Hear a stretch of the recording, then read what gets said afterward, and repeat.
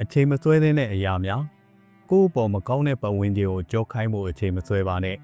ကိုယ့်အတွက်စိတ်အတောက်ဖြစ်စေတဲ့မိတ်ဆွေတွေကိုအဆက်အသွယ်ဖြတ်ဖို့အချိန်မဆွဲပါနဲ့ကိုယ့်ရဲ့မေတ္တာစေနာတွေကိုတန်ဖိုးမထားတဲ့သူကိုလမ်းခွဲဖို့အချိန်မဆွဲပါနဲ့ကိုယ့်ကိုနာကျင်စေတဲ့အတိတ်တွေကိုမေ့ပြစ်လိုက်ဖို့အချိန်မဆွဲပါနဲ့ကိုယ့်ကိုစာနာနားလည်ပေးပြီးမျက်ရည်တွေကိုတုပ်ပေးတဲ့သူကိုတွေ့ရင်သူ့လက်ကိုဖမ်းဆုပ်ထားဖို့အချိန်မဆွဲပါနဲ့ကိုချစ်ပေးဖို့အချိန်မဆွဲပါနဲ့ချစ်တဲ့သူကိုချစ်ဖို့အချိန်မဆွဲပါနဲ့မုန်းတဲ့သူကိုမုန်းဖို့အချိန်မဆွဲပါနဲ့အချိန်မဆွဲတဲ့အရာတွေမှာအချိန်ဆွဲထားမိရင်ကိုယ်ပဲပိုပြီးနာကျင်ခံစားရတတ်ပါတယ်တခြားသူနေတာကိုမခံရင်ကိုနေဘာတွေကိုနေရမလဲဆိုတော့အချိန်မတိုင်သေးခင်တုံးရင်ဖြုံးရင်တဲ့စိတ်ကိုနေကြွားခြင်းဝါခြင်းတဲ့စိတ်ကိုနေအချိန်မတိုင်သေးခင်စိတ်ခံခြင်းတဲ့စိတ်ကိုနေသူများခိုင်းတာမခံနဲ့ကိုခိုင်း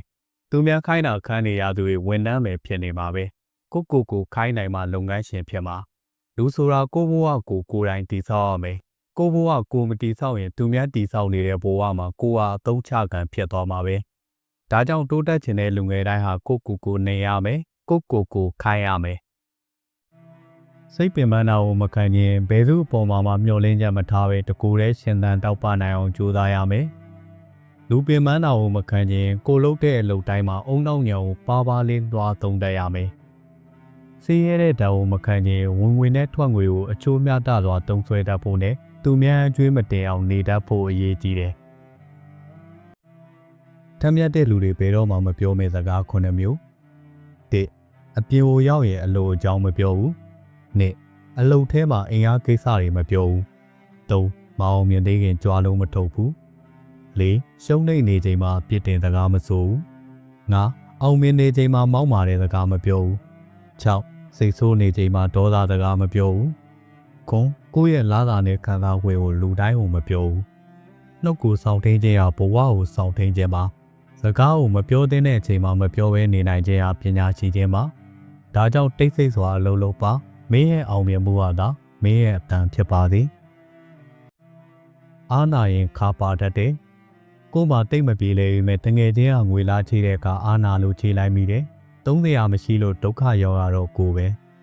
ကိုကအလုံးမအားပေမဲ့တငယ်ချင်းကအပြင်ထွက်ဖို့ခေါ်တဲ့အခါအာနာပြီးလိုက်သွားမိတယ်အလုံးပြက်လို့ဒုက္ခရောက်ရတော့ကိုပဲကိုရမ်းကြိုက်တဲ့ပစ္စည်းတစ်ခုကိုတငယ်ချင်းကခဏငားတဲ့အခါအာနာလုံးငားလိုက်မိတယ်မတော်တဆပျက်စီးသွားခဲ့ရင်နာရမှာကိုပဲတချို့သောအစင်မပြေရခြင်းစိတ်အနှောက်အယှက်ဖြစ်ရခြင်းမိတ်ပြရခြင်းတွေရဲ့အကြောင်းရင်းကအာနာတတ်ခြင်းကနေစတင်လာတာပဲဒါကြောင့်တချို့သောလူတွေအာမနာတတ်တဲ့သူတွေနဲ့အခွင့်အရေးကိုလိုအားထပ်ပို့ခြင်းတဲ့သူတွေကိုအာမနာတဲ့အခါလုံးဝအာမနာပါနဲ့ညှင်းပယ်တဲ့အခြေအနေမျိုးမှာညှင်းပယ်ပြလိုက်ပါအာနာလို့ရင်ခါပါတတ်ပါတယ်ငွေကိုတခင်လို့ကိုးကွယ်လာကြတဲ့စုပ်ကက်ကြီးထဲမှာလူတယောက်ကိုငွေနဲ့ပဲဆုံးဖြတ်လာကြတယ်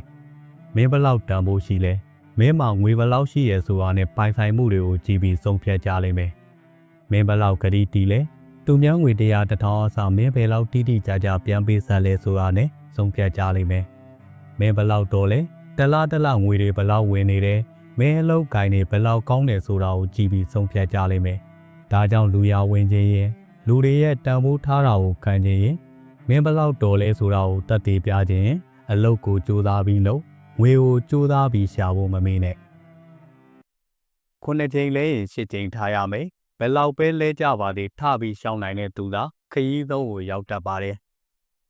ဖုံတွေစုပုံလာရင်တောင်ဖြစ်တယ်ရေစက်တွေစုပုံလာရင်ပင်လယ်ဖြစ်တယ်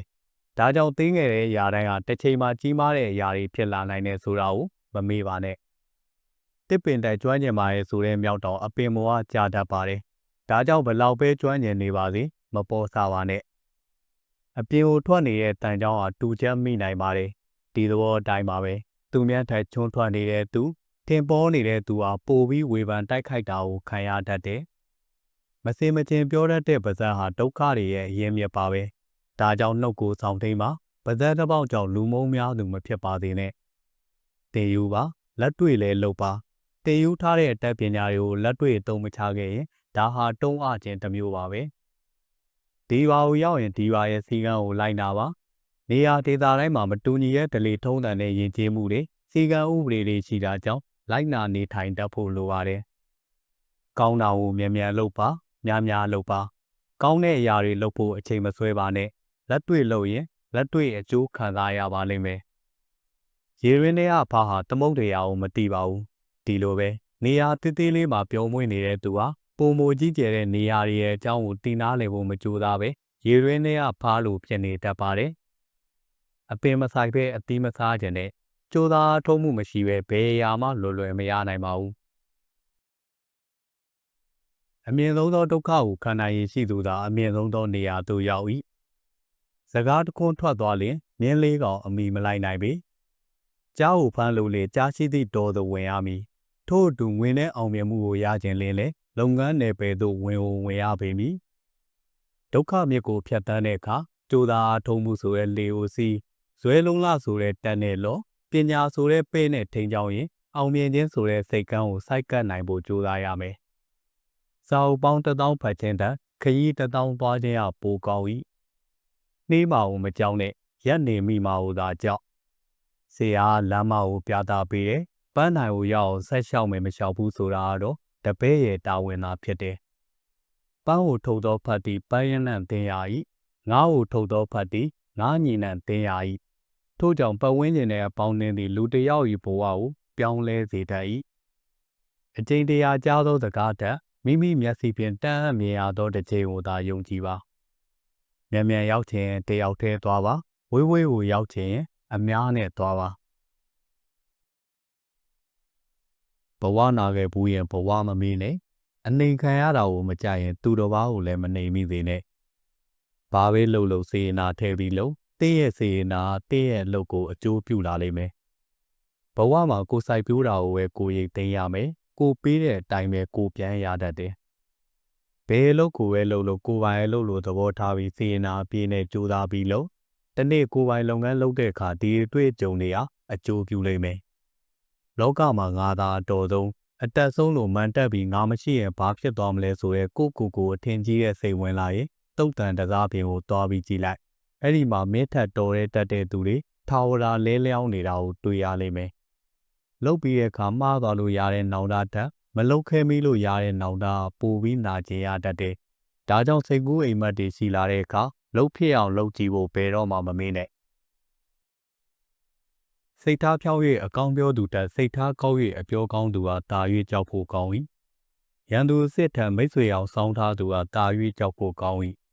အေးဆက်တဲ့မျက်နှာထားနဲ့အတွင်းစိတ်ရိုးသားတဲ့သူထက်မျက်နှာမှာပြုံးနေစင်ပြီးဝင်းတိုးသိမ်းများသူဟာတာ၍ကြောက်ဖို့ကောင်း၏ထို့ကြောင့်လူတွေကိုခင်မှာအလွယ်တကူမယုံပါနဲ့ဘာကြောင့်လဲဆိုတော့လူတော်တော်များများကိုထင်ထားသလိုမဟုတ်ကြတာကြောင့်ပါစိတ်ပင်ပန်းတာကိုမခံရင်ဘယ်သူအပေါ်မှာမျှော်လင့်ချက်မထားပဲတကူတည်းရှင်သန်တောက်ပနိုင်အောင်ကြိုးစားရမယ်လူပင်ပန်းတာကိုမခံရင်ကိုလုတ်တဲ့အလုပ်တိုင်းမှာအုံနောက်ညံကိုပါလေးသွားသုံးတတ်ရမယ်စေးရတဲ့ဓာတ်ကိုမခံရင်ဝင်နဲ့ထွက်ငွေကိုအချိုးများတစွာတုံးဆွဲတတ်ဖို့နဲ့သူများအကျွေးမတင်အောင်နေတတ်ဖို့အရေးကြီးတယ်